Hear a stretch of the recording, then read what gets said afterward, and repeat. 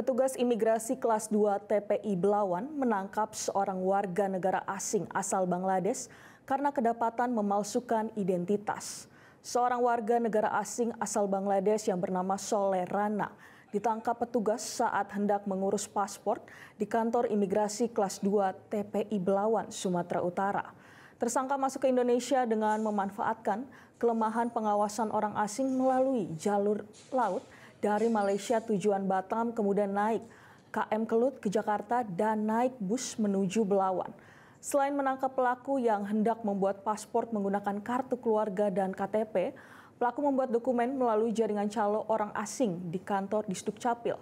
Petugas juga menyita paspor lama, Kasih Intel Dakim dan penindakan kantor imigrasi kelas 2 TPI Belawan, Deki Melwanda mengatakan pelaku masuk ke Indonesia tanpa melalui tempat pemeriksaan imigrasi dan tidak memiliki dokumen resmi dan telah melanggar pasal 113 dan 119 ayat 1 Undang-Undang RI nomor 6 tahun 2011 tentang keimigrasian yang kini telah diserahkan ke kantor Kejaksaan Negeri Belawan.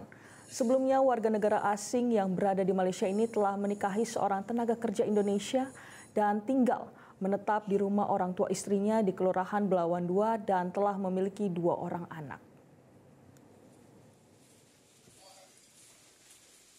Lakukannya penegakan hukum terhadap tersangka pelanggar Undang-Undang Keimigrasian agar menjadi efek jera kepada yang bersangkutan, dan bagi warga negara asing lain yang ingin masuk dan tinggal berkegiatan di Indonesia wajib menaati peraturan perundang-undangan yang berlaku di negara. Jelajahi cara baru mendapatkan informasi. Download Metro TV Extend sekarang.